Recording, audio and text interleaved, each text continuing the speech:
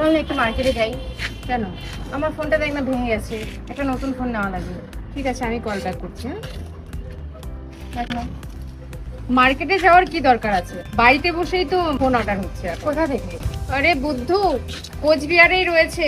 বাড়িতে বসে তুই হোম ডেলিভারি পেয়ে যাবি। ওদের একটা সাইট আছে phonebazar.com, ওখান থেকে তুই বাড়িতে বসে যে কোনো ফোন অর্ডার করলে বা তোর যদি অ্যাক্সেসরিজ দরকার পড়ে সেটাও পেয়ে যাবি।